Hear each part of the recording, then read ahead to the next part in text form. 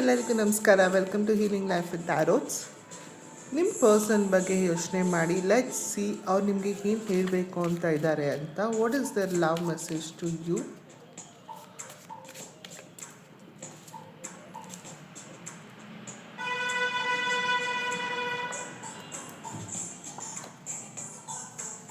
ಯಾರೆಲ್ಲ ಹುಡುಗರು ನೋಡ್ತಾ ಇದ್ದೀರಾ, ನಿಮ್ಮ ಫೀಮೇಲ್ ಪಾರ್ಟ್ನರ್ ಯಾವಾಗ ನೀವು ಅವರಿಗೆ ಕಮಿಟ್ಮೆಂಟ್ ಕೊಡ್ತೀರಾ, ಯಾವಾಗ ಈ ಒಂದು ರಿಲೇಷನ್ಶಿಪ್ಪಲ್ಲಿ ಎಂಗೇಜ್ ಆಗ್ತೀರಾ ಅವ್ರ ಜೊತೆ ಅಂತ ವೆಯ್ಟ್ ಮಾಡ್ತಾ ಇದ್ದಾರೆ.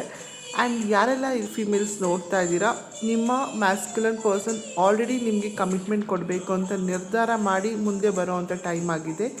ದೇ ಆರ್ ಸೇಯಿಂಗ್ ನಾನು ನಿಮಗೆ ಕಮಿಟ್ಮೆಂಟ್ ಕೊಡೋಕ್ಕೆ ರೆಡಿ ಇದ್ದೀನಿ ಅಂತ. ಈ ಒಂದು ರಿಲೇಷನ್ಶಿಪ್ ಒಂದು ಹೊಸದಾಗಿ ಶುರು ಆಗಬೇಕು, it has to start in a fresh energy ಅಂತ ಕಾಯ್ತಾ ಇದ್ದಾರೆ. ಇಲ್ಲಿ ನೀವಿಬ್ಬರೂ ಕೂಡ ಮುಖವಾಡ ಹಾಕ್ಕೊಂಡಿದ್ದೀರಾ. ಆ್ಯಂಡ್ ಅವ್ರು ಹೇಳ್ತಾರೆ, ನನಗೆ ಗೊತ್ತು ನೀನು ಮುಖವಾಡ ಹಾಕ್ಕೊಂಡಿದ್ದೀಯ, ನಾನು ಮುಖವಾಡ ಹಾಕ್ಕೊಂಡಿದ್ದೀನಿ, ಈ ಪ್ರೀತಿ ಬಗ್ಗೆ ನಾವಿಬ್ಬರು ಒಬ್ರಿಗೊಬ್ರು ಎಕ್ಸ್ಪ್ರೆಸ್ ಮಾಡ್ತಾ ಇಲ್ಲ ಅಂತ. But this is the true love. ನಾನು ಕಾಯ್ತಿದ್ದಂಥ ಒಂದು ಪ್ರೀತಿ ನೀನಾಗಿದೆಯಾ, ಆ್ಯಂಡ್ ಈ ಪ್ರೀತಿ ನನಗೆ ಜೀವನ ಪರ್ಯಂತ ಬೇಕು ಅಂತ ಅವರು ಹಂಬಲಿಸ್ತಾ ಇದ್ದಾರೆ. And they know this is the one ಅಂತ. ಕಂಗ್ರ್ಯಾಚುಲೇಷನ್ಸ್. ಲೆಟ್ಸ್ ಸಿ ಡಿವೈನಿಂದ ಏನು ಮೆಸೇಜ್ ಬರ್ತಿದೆ ಈ ಒಂದು ರಿಲೇಷನ್ಶಿಪ್ ಬಗ್ಗೆ. ಈ ಒಂದು ಪ್ರೀತಿಲಿ ನೀವು ಇವಾಗ ಟೈಮ್ ಕೊಡುವಂಥ ಟೈಮ್ ಆಗಿದೆ.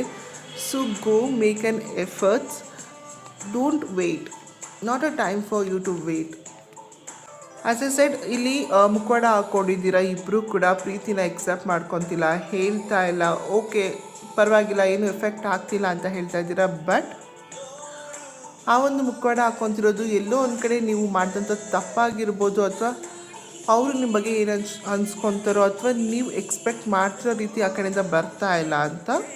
But let me tell you, first ನೀವು ನಿಮಗೆ ಟ್ರೂ ಆಗಿರಬೇಕು, ಈ ಒಂದು ಪ್ರೀತಿ ಬಗ್ಗೆ ನಿಮಗೆ ಏನು ಫೀಲ್ ಆಗ್ತಿದೆ ಅಂತ. ನಂತರ ನೀವು ಅವ್ರ ಹತ್ರ ಹೋಗಿ ನಿಮ್ಮ ಪ್ರೀತಿನ ಎಕ್ಸ್ಪ್ರೆಸ್ ಮಾಡಿದಾಗ ನೀವು ಹೇಗಿದ್ದೀರಾ ಅಂತ ಈ ಒಂದು ರಿಲೇಷನ್ಶಿಪ್ ಕ್ಲಿಕ್ ಆಗುವಂಥದ್ದಿದೆ. So work on yourself and give time in this relationship and for yourself to make this relationship beautiful. Thank you.